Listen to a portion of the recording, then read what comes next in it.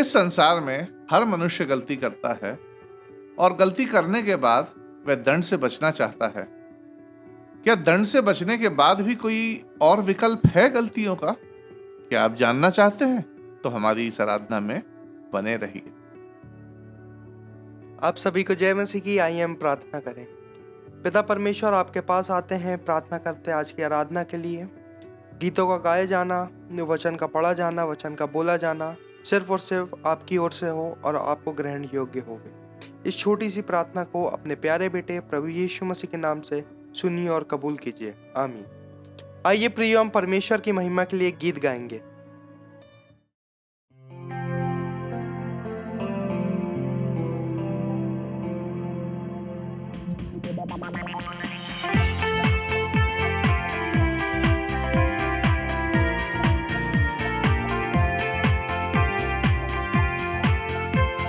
मिलकर हम सन्ना तेरी गाते गाते, सारे जहां को सुनाते सुनाते। मिलकर हम सन्ना तेरी गाते गाते, सारे जहां को सुनाते सुनाते। जय जय हो तेरी, महिमा हो तेरी प्रभु, सबको हम ये गीत सुनाते। हालेलुया। जय जय हो तेरी, महिमा हो तेरी प्रभु, सबको हम ये गीत सुनाते।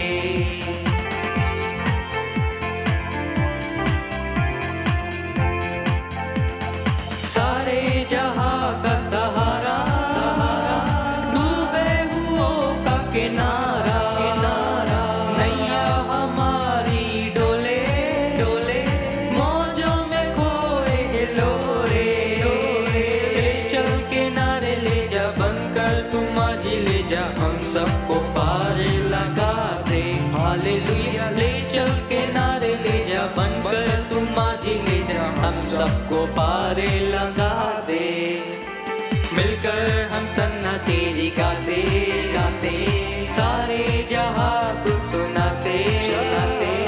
मिलकर हम सन्ना तेरी गाते गाते, सारे जहां को सुनाते सुनाते। जय जय हो तेरी, महिमा हो तेरी प्रभु, सबको हम ये गीत सुनाते। हालेलुया। जय जय हो तेरी, महिमा हो तेरी प्रभु, सबको हम ये गीत सुनाते।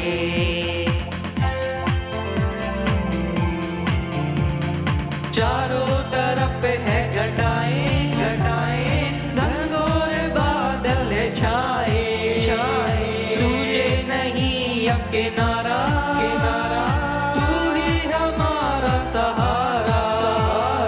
ले चल किनारे ले जा, बनकर तुम आज ले जा, हम सबको पार लगा दे। हालेलुया। ले चल किनारे ले जा, बनकर तुम आज ले जा, हम सबको पार लगा दे। मिलकर हम सन्ना तेरी गाते गाते, सारे जहां को सुनाते सुनाते। मिलकर हम सन्ना तेरी गाते गाते, सारे जहां को सुनाते सुनाते। जय जय हो तेरी, महिमा हो तेरी प्रभु, सबको हम ये गीत सुनाते। हालेलुया। जय जय हो तेरी, महिमा हो तेरी प्रभु, सबको हम ये गीत सुनाते।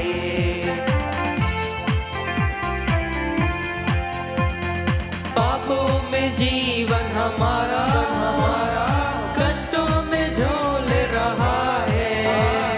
कैसे बचेंगे सारे सारे, पापी ये जीवन हमारे। तू ही हमारी आशा, तू ही हमारा राजा, हम सबको पार लगा दे। हालेलुया। तू ही हमारी आशा, तू ही हमारा राजा, हम सबको पार लगा दे। मिलकर हम सन्ना तेरी गाते गाते, सारे जहां को सुनाते सुनाते। मिलकर हम सन्ना तेरी गाते गाते, सारे जहां को सुनाते सुनाते। जय जय हो तेरी, महिमा हो तेरी प्रभु, सबको हम ये गीत सुनाते।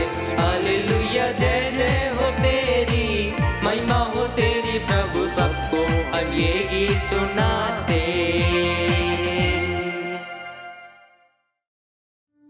कई बार एक व्यक्ति ने अपने बेटे को समझाया कि अपनी शरारती हरकतों से वे बाज आ जाए। कई बार उस व्यक्ति ने उसे समझाइश के द्वारा समझाया, मगर थोड़े दिनों में वो जो का त्यों हो जाता था, अपनी शरारतों से बाज ही नहीं आता था। एक दिन तो उसने हद ही कर दी। उसके पिता ने उससे कहा कि बेटा इस जगह पे मत जाना। बेटे ने अपनी साइकिल उठाई और अदबदा के वहां चला गया। अब जब पिता को मालूम चला तो पिता सोचने पे मजबूर हो गया कि उसे क्या सजा दे। पिता ने अपने बेटे को बुलाया और उसे बैठाया और उससे पूछा कि बेटा, ये मानो कि मैं बेटा हूं और तुम मेरे पिता हो। अपने आप को मेरी जगह रखकर सोचो। अब ये बताओ कि अगर तुम पिता हो और मैं बेटा हूं और अगर मैंने ये गलती की है तो तुम मुझे क्या सजा देते? बेटे ने बहुत सोचा और बहुत सोचने के बाद उसने धीरे से बोला कि यदि मैं पिता होता तो अपने बेटे को एक मौका जरूर देता, एक दूसरा मौका, एक दूसरा अवसर जरूर देता। इस जवाब ने उस व्यक्ति को जताया कि सचमुच एक भला और अच्छा पिता कैसा होना चाहिए। प्रियो, यह कहानी हमें हमारे स्वर्गीय पिता के चरित्र को याद दिलाती है कि जब मैं परमेश्वर पिता के व्यवहार के बारे में पढ़ता हूं कि वह कैसे अपने बच्चों के साथ पेश आता है, तो मुझे एहसास होता है कि वह हमारा वो पिता है, वो परमेश्वर है जो हमेशा अपने बच्चों को दूसरा अवसर प्रदान करता है। इस बात को ध्यान में रखते हुए मैं आपके साथ उन लोगों की कहानियों को बांटूंगा जिन्हें दूसरे अवसर का लाभ मिला जो परमेश्वर ने उन्हें दिया। पुराने नियम में इजराइल के राजा दाऊद की तुलना में दूसरा मौका प्राप्त करने वाले व्यक्तियों में दाऊद का सबसे स्पष्ट उदाहरण है। उसका जीवन एक दीनहीन चरवाहे के रूप में शुरू हुआ और उसे अपने लोगों के दुश्मन गोलियात को हराने का अवसर प्राप्त था। साथ ही परमेश्वर द्वारा उसे सामर्थ्य भी मिली। दाऊद को राजा के रूप में परमेश्वर का अभिषेक प्राप्त था। दाऊद ने कई सैन्य जीतें हासिल की, यरूशलेम को राजधानी बनाया और एक महान महल का निर्माण किया और जबरदस्त धन और प्रतिष्ठा हासिल करी। इसके उपरांत दूसरे शमूएल के 11वें अध्याय में हम बेतशेबा के साथ दाऊद के घृणित पाप को पढ़ते हैं। फिर भी संक्षेप में, अगर किसी को इस घटना के बारे में नहीं मालूम है, संक्षेप में आपको बताना चाहूंगा कि सेनाएं लड़ रही थीं। अपने महल में दाऊद अकेला था और छत पे टहलते हुए दाऊद की नजर एक महिला पर पड़ती है। ये जानते हुए कि वह महिला उसके किसी एक कर्मचारी की पत्नी है, उसके बावजूद दाऊद ने उसको बुलाकर उसके साथ व्यभिचार किया। वह महिला गर्भवती हुई और अपने पाप को छुपाने के लिए दाऊद ने उसके पति उरिया हित्ती को घर जाने को कहा, इस आशा से कि वह अपना ये पाप उरिया पर डाल दे और बेतशेबा का गर्भ उरिया पर आ जाए। परंतु अपनी वफादारी के हिसाब से उरिया ने आराम करने से इनकार कर दिया, क्योंकि उसके साथी उस समय युद्ध में थे। अपनी योजना को असफल देख दाऊद ने उरिया को जानबूझकर युद्ध में मारे जाने की एक योजना बनाई और उसे वहां मरवा डाला। उसकी मृत्यु के बाद अपने पाप को छुपाने के लिए दाऊद ने उरिया की पत्नी से विवाह कर लिया। दूसरे शमूएल के 11वें अध्याय और उसकी 27वीं आयत में बाइबल बताती है कि इन सब बातों से और दाऊद के इस कारनामे से परमेश्वर क्रोधित हुआ। प्रियो, हर पीढ़ी में, हर समाज में जो दाऊद ने ये पाप किया, ये हर पीढ़ी में और हर समाज में ये घृणित पाप है। कैसे? जानबूझकर दूसरे आदमी की पत्नी को बहकाना और उसके साथ व्यभिचार करना, दाऊद का अपनी पत्नियों के साथ धोखा करना, उसने अपने बच्चे से जो बेतशेबा के गर्भ में था पिंड छुड़ाने की कोशिश करी। मैं सोचता हूं अगर ये घटना आज की होती तो दाऊद जो था बेतशेबा का अबॉर्शन करा देता, जो एक घृणित पाप है। उसने एक ऐसे व्यक्ति की हत्या की साजिश की जिसने दाऊद से प्रेम किया, उसकी सेवा की और वो दाऊद के प्रति वफादार था। दाऊद ने पूरे राष्ट्र यानी इजराइल के साथ धोखा किया। इस अपराध के लिए दाऊद को किस प्रकार की सजा दी जानी चाहिए थी? अगर एक कॉन्फ्रेंस बैठाई जाए और लोगों की राय ली जाए तो लोग मेरे ख्याल से अलग अलग अपनी राय देंगे। जैसे दाऊद का राजकीय मुकुट छीन लिया जाता ताकि आगे कभी दाऊद का वंश राजगद्दी पर विराजमान ना हो सके। उरिया के समस्त परिवार को हर्जाना देना चाहिए था। कई लोग सोचते कि दाऊद और बेतशेबा को मृत्युदंड दे देना चाहिए था। परंतु प्रियो, परमेश्वर ने नातान को भेजा कि इस बुराई के लिए वे दाऊद का सामना करे और उसके पापों के कारण हर एक दंड का वर्णन करे कि उसे अपने ही घर में परेशानी होगी और उसने जो किया है उसके कारण उसके अपने घर में हिंसा होगी, क्योंकि हिंसा ही हिंसा को जन्म देती है। उसकी पत्नियों को वैसे ही ले लिया जाएगा जैसे उसने उरिया की पत्नी को ले लिया था। क्योंकि बच्चा नाजायज होगा और अभिषिक्त राजा के मुकुट और राज्य की बदनामी का बायस होगा, इसलिए बच्चा बाल अवस्था में ही मर जाएगा। प्रियो, दाऊद ने अपने पापों का अंगीकार किया और उन पापों का पश्चाताप किया। फिर हम देखते हैं कि दूसरा अवसर देने वाला परमेश्वर ने कैसे दाऊद को एक और अवसर प्रदान किया। दाऊद को बेतशेबा के साथ नए सिरे से शुरुआत करने की अनुमति परमेश्वर ने दी। फिर दाऊद और बेतशेबा के द्वारा एक और पुत्र उत्पन्न हुआ जिसका नाम सुलेमान रखा गया। फिर वह परमेश्वर का प्रिय हुआ और परमेश्वर ने यह संदेश नातान के द्वारा भेजा और उसने उसका नाम यदीहा रखा। यदीहा का मतलब होता है यहोवा का प्रिय। आइए हम इससे रिलेटेड एक आयत पढ़ लेते हैं जो पाई जाती है दूसरा शमूएल उसका 12वां अध्याय उसकी 24 और 25वीं आयत। जी। तब दाऊद ने अपनी पत्नी बेतशेबा को शांति दी और वह उसके पास गया और उसके एक पुत्र उत्पन्न हुआ और उसने उसका नाम सुलेमान रखा। वह यहोवा का प्रिय हुआ और उसने नातान भविष्यवक्ता के द्वारा संदेश भेज दिया और उसने यहोवा के कारण उसका नाम यदीहा रखा। प्रियो, जिस संबंध से परमेश्वर ने घृणा की, परमेश्वर नाराज हुआ, जिन संबंधों के कारण दाऊद को कष्टदायक परिणामों से गुजरना पड़ा, अब वही संबंध परमेश्वर के आगे पवित्र हो जाता। जो पहला बच्चा बाल अवस्था में ही परमेश्वर द्वारा ले लिया गया था, उसी संबंधों से दूसरा बच्चा परमेश्वर के लिए प्रिय हुआ और आगे चलकर इजराइल के तीसरे वैभव, सबसे ज्यादा ज्ञानी और सबसे ज्यादा धन संपत्ति वाला राजा के रूप में सामने आया। प्रियो, ये सब क्यों हुआ? जी हाँ, सिर्फ मन फिराने से, पश्चाताप करने से। क्योंकि मन फिराने से परमेश्वर दूसरा अवसर देने वाला परमेश्वर बन जाता है। दाऊद को दंडित करने के बजाय परमेश्वर ने दाऊद को एक और अवसर दिया ताकि वह एक अच्छा राजा बन सके, एक अच्छा पति बन सके और एक अच्छा पिता बन सके। दूसरा अवसर पाने वालों की श्रृंखला में हम एक और उदाहरण देखेंगे जो एक महिला का है और यह महिला व्यभिचार में पकड़ी गई थी। इस संदर्भ में नए नियम में हम एक और उदाहरण देखने को मिलता है जो पाया जाता है यूहन्ना की पत्री उसका 8वां अध्याय उसकी 3री आयत से लेकर 11वीं आयत तक, जहां इस प्रकार लिखा है। जी। तब शास्त्री और फरीसी एक स्त्री को लाए जो व्यभिचार में पकड़ी गई थी और उसको बीच में खड़ा करके यीशु से कहा, हे गुरु, यह स्त्री व्यभिचार करते पकड़ी गई है। व्यवस्था में मूसा ने हमें आज्ञा दी है कि ऐसी स्त्रियों पर पथरवाह करे। अतः तू इस स्त्री के विषय में क्या कहता है? उन्होंने उसको परखने के लिए यह बात कही ताकि उस पर दोष लगाने के लिए कोई बात पाए।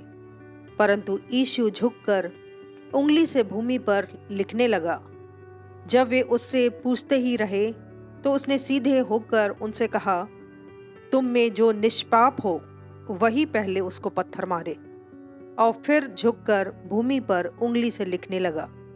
परंतु वे यह सुनकर बड़ों से लेकर छोटों तक एक एक करके निकल गए और यीशु अकेला रह गया और स्त्री वहीं बीच में खड़ी रह गई। यीशु ने सीधे होकर उससे कहा, हे नारी, वे कहाँ गए?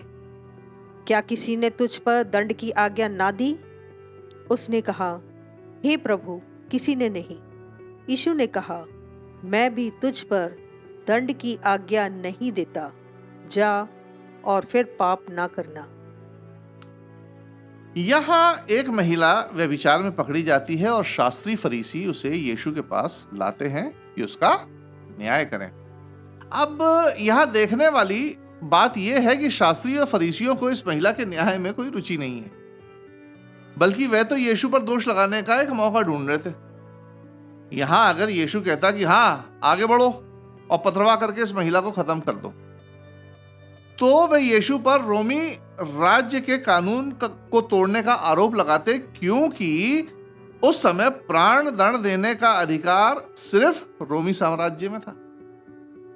और अगर यीशु कहते कि इसे छोड़ दो, इसे क्षमा कर दो, तो वह इस प्रकार मूसा की व्यवस्था को तोड़ने का आरोप यीशु मसीह पर लगाते। बड़ी कठिन परिस्थिति है, बड़ी कठिन स्थिति है। अब यहां 8वें अध्याय के 7वीं आयत में यीशु मसीह कहते हैं, तुम में जो निष्पाप हो वही पहले इसे पत्थर मारे। वहां खड़े लोगों से इनफैक्ट यीशु मसीह ने कहा था कि अगर वे नैतिक रूप से पवित्र हैं तो उनको ऐसा करने का अधिकार है, क्योंकि वे लोग कानूनी तौर पर रोमन अनुमति के बिना किसी को प्राणदंड नहीं दे सकते थे। यीशु ने सिर्फ उनसे कहा कि अगर तुम ऐसा करना सही समझते हो तो करो। प्रियो, यीशु ने ऐसा जवाब इसलिए दिया क्योंकि यीशु ये जानता था कि वे ऐसा उसे फंसाने के लिए ऐसा सवाल पूछे। बाइबल हमें बताती है कि यीशु के इस जवाब से धीरे धीरे धीरे धीरे सब लोग वहां से चले गए और यीशु मसीह और वो महिला वहां अकेले। यीशु ने खड़े होकर कहा, वे कहां गए? कहां हैं सारे लोग? या किसी ने तुझ पर दंड की आज्ञा नहीं दी? आगे यीशु मसीह कहते हैं, मैं भी नहीं देता, जा फिर से पाप ना करना। प्रियो, यीशु मसीह उस नारी के पापों के बारे में सब जानता था। उस स्त्री की पुरानी गलतियों को यीशु मसीह जानता था, फिर भी यीशु ने उसे दूसरा मौका दिया। जहां इस पाप के कारण उस महिला का जीवन नष्ट हो सकता था, सांसारिक तौर पर भी और आत्मिक तौर पर भी। कई बार प्रियो, हम जीवन की ऐसी परिस्थितियों में पड़ जाते हैं या फंस जाते हैं जहां हमें आगे कोई विकल्प नहीं सूझता है, परंतु ऐसी स्थितियों में जो यीशु मसीह के पास आते हैं तो यीशु मसीह उन्हें एक दूसरा मौके के रूप में एक विकल्प देता है। परंतु जो यीशु के पास नहीं आते, ऐसी स्थितियों में लोग या तो अपना जीवन समाप्त कर लेते हैं, मतलब सुसाइड कर लेते हैं, या फिर अपराध का रास्ता चुनकर अपनी और अपने से जुड़े हुए लोगों की जिंदगी बद से बदतर कर देते हैं। वह महिला जो भुगतने जा रही थी, वहां परमेश्वर ने उसके लिए एक और विकल्प खोल, दूसरा अवसर खोल दिया। वहां परमेश्वर ने उसके लिए क्या किया? उसे भीड़ से बचाया, उसके पाप क्षमा किए, उसे स्वतंत्र किया और उसे जाने दिया और कहा दोबारा पाप मत करना। फरीसी और धार्मिक अगुवे वहां तमाशा देखने के लिए इकट्ठे हुए थे, परंतु यीशु ने उस पापी स्त्री के लिए एक और विकल्प खोल दिया और वह विकल्प था क्षमा का और दूसरे मौके का। ऐसा हमारा परमेश्वर जो दूसरा मौका देता।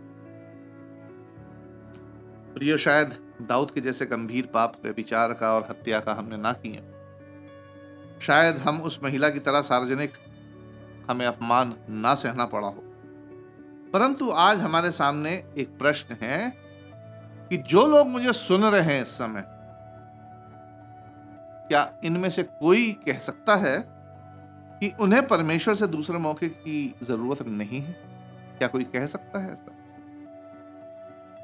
क्या आपको अपने माता पिता के साथ, अपने सास ससुर, अपने रिश्तेदार और मित्रों के साथ सही संबंधों को स्थापित करने के लिए दूसरे मौके की आवश्यकता तो नहीं है?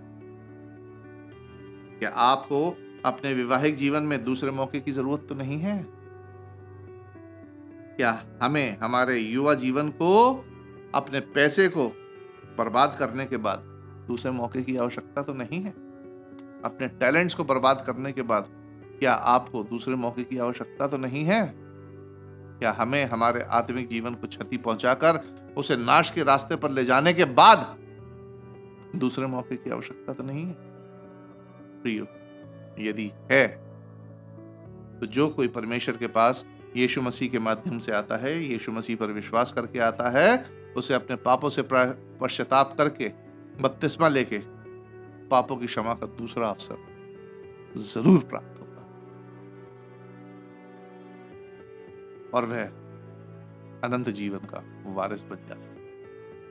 इसलिए एक मसीह होने के नाते हमें परमेश्वर का धन्यवाद देना चाहिए कि वह हमारा दूसरा मौका ही नहीं वरन असीमित अवसर देने वाला परमेश्वर है।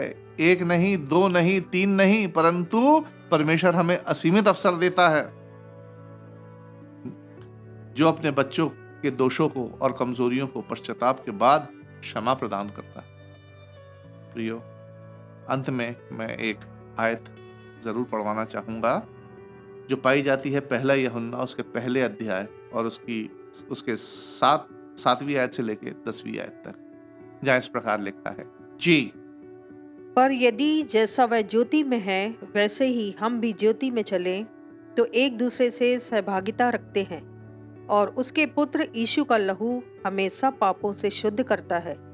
यदि हम कहें कि हम में कुछ भी पाप नहीं तो अपने आप को धोखा देते हैं और हम में सत्य नहीं। यदि हम अपने पापों को मान लें तो वह हमारे पापों को क्षमा करने और हमें सब अधर्म से शुद्ध करने में विश्वास योग्य और धर्मी है। यदि हम कहें कि हमने पाप नहीं किया तो उसे झूठा ठहराते हैं और उसका वचन हम में नहीं है। प्रियो, यशाया की पुस्तक में परमेश्वर कहता है, मेरी ओर लौट आ। परमेश्वर अपना हाथ पसारे आपको दूसरा मौका देने के लिए तैयार है। क्या आज आप पश्चाताप करके उसके पास जाने के लिए तैयार हैं या नहीं? मर्जी आपकी है, चुनाव आपका है। परमेश्वर आप सबको सुबुद्धि प्रदान करे। आप सभी को जय मसीह। आइए हम प्रार्थना करें। धन्यवाद जीवित महान सर्वशक्तिमान पिता परमेश्वर, इस सुंदर समय के लिए धन्यवाद देते हैं। धन्यवाद देते हैं मेरे खुदावन तेरी उपस्थिति के लिए। धन्यवाद देते हैं गीत का गाया जाना, वचन का पढ़ा जाना, बोला जाना, सारी बातें मिलकर तेरी महिमा का कारण होवे। पिता परमेश्वर, धन्यवाद देते हैं तूने ऐसा अवसर प्रदान किया कि हम तेरी सेवकाई को करने पाते हैं। धन्यवाद देते हैं ऑनलाइन के माध्यम से तेरे वचन का प्रचार किया जाता है और जितने लोग जुड़ते हैं ऑनलाइन के माध्यम से वचन को सुनते हैं, हर एक के जीवन में तेरा वचन कार्य करने पाए। पिता परमेश्वर, तू महान है, तू कृपालु है, दयालु है, विलम्ब से कोप करने हारा है।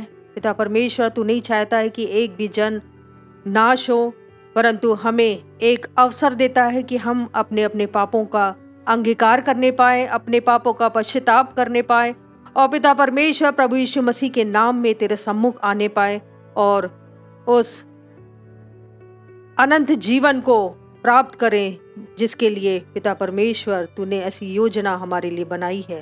हर बात के लिए धन्यवाद देते हैं मेरे खुदावंद।